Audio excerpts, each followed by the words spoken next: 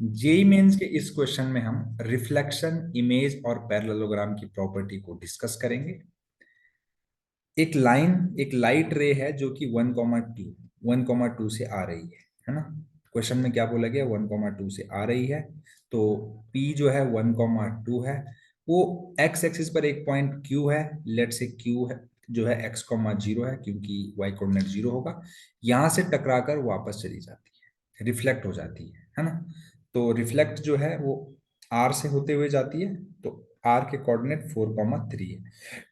अब इसने बोला है कि एक पॉइंट एस है, वो इस तरीके से है कि पैरेललोग्राम बन रहा है। पी क्यू आर एस क्या बन रहा है, एक पैरेललोग्राम। तो लेट से हम उसको यहाँ पर बना लेते हैं एच कॉमा के। तो एक्चुअली हमें एच के स्क्वायर की वैल्यू पूछी गई है, और एच के जो है एस के कोऑर्डिनेट से मिलेंगे। और एस के कोऑर्डिनेट हम तब तक नहीं निकाल सकते जब तक हमें कोई तीन कोऑर्डिनेट्स पता ना हो। तो हमें तो केवल दो ही कोऑर्डिनेट पता है पूरी तरीके से। तो ध्यान दीजिएगा, अगर आप यहाँ पर इमेज का कॉन्सेप्ट यूज करेंगे तो आपको बहुत ही हेल्प मिलेगी इस क्वेश्चन में। तो जो अगर आप इस लाइन को आगे बढ़ाएंगे तो एक प्रॉपर्टी है कि जो पॉइंट है जहां से रे आ रही है, अगर वो रिफ्लेक्ट हो रही तो रिफ्लेक्ट होने वाली लाइन के अबाउट अगर उसका इमेज निकालो, जैसे पी का एक्स एक्सिस के अबाउट इमेज निकालोगे, जिस लाइन से टकराती है उसके अबाउट अगर इमेज निकालोगे पी डैश, तो एक स्ट्रेट लाइन फॉर्म होती है। तो इसका जो इमेज होगा, ऑब्वियसली जितनी ये डिस्टेंस होगी उतनी ये डिस्टेंस होगी, क्योंकि प्लेन मिरर का काम करेगा एक्स एक्सिस। तो 1,-2 इसके कोऑर्डिनेट हो जाएंगे। अब यहां से अगर हम स्लोप को क्या करें, कंपेयर करें, जैसे कि 3 - -2 अपॉन, मतलब आर और पी डैश का स्लोप निकाल रहा हूं है ना। और 4 - 1, मैं स्लोप किसका निकाल रहा हूं, आर पी डैश का। तो ये आ जाएगा 5/3।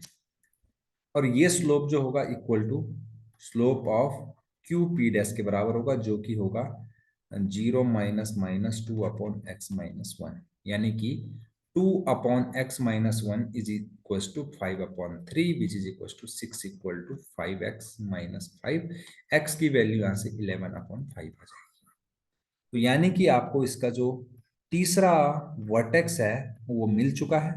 और आपको पता है कि जो डायगोनल्स ऑफ पैरेललोग्राम होते हैं वो बाइसेक्ट करते हैं। तो यानी कि दोनों का बाइसेक्ट करते हैं तो पी आर का मिड पॉइंट और क्यू एस का मिड पॉइंट, यानी मिड पॉइंट ऑफ इसका P R equal to Q S होगा। तो मिड पॉइंट निकाल लो यहां से, 4+1/2 कॉमा 3+2/2 होगा ये वाला पॉइंट, यानी कि 5/2 कॉमा 5/2। और अगर आप इसका मिड पॉइंट निकालोगे तो ये होगा h+11/5/2 कॉमा k+0/2। अब जैसे ही आप x के साथ x और y के साथ y कोऑर्डिनेट को कंपेयर करोगे तो यहां से आपको मिल जाएगा k/2 इक्वल टू 5/2। k की वैल्यू आ गई 5। इसी तरीके से h+11/5 इज इक्वल टू आपको मिलेगा 5/2। जब इसको 5/2 जब आप इसको सॉल्व करेंगे तो आपको यहां से जो मिलेगा h की value, that is equal to 5/2 -11/5, 25। यहां से कितना आ जाएगा ये, सॉरी यहाँ पर एक मिस्टेक मैंने कर दिया है। मिस्टेक क्या है कि h+11/2 है ना, अपॉन 2 वो है 5/2 के बराबर। 2 से 2 कट जाएगा है ना। तो h की वैल्यू जो है h+11/2 इज इक्वल टू 5 हो जाएगा। और यहां से जो मिलेगा h इज इक्वल टू 5 -11/2 मिलेगा, है ना। 11 बाई,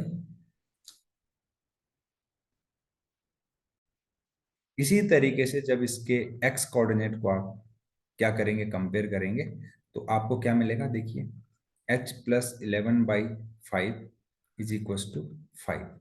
अपॉन में जो 2 था वो कैंसिल हो चुका है। तो यहां से h की value 5 - 11/5 which is equal to 14/5 आ चुका है। अब आपसे एच के स्क्वायर पूछा गया है, तो एच की वैल्यू 14/5 इंटू 5 का स्क्वायर, 5 से 5 कट गया, विच इज इक्वल टू 70। तो इस तरीके से इस क्वेश्चन का जो आंसर है वो 70 है, विच इज ऑप्शन नंबर 1। अगर आपको सॉल्यूशन हेल्पफुल लगे, अच्छा लगे, तो आप चैनल को लाइक, शेयर और सब्सक्राइब करने के साथ साथ वीडियो पर अपना पॉजिटिव कमेंट भी करें। Thank you very much.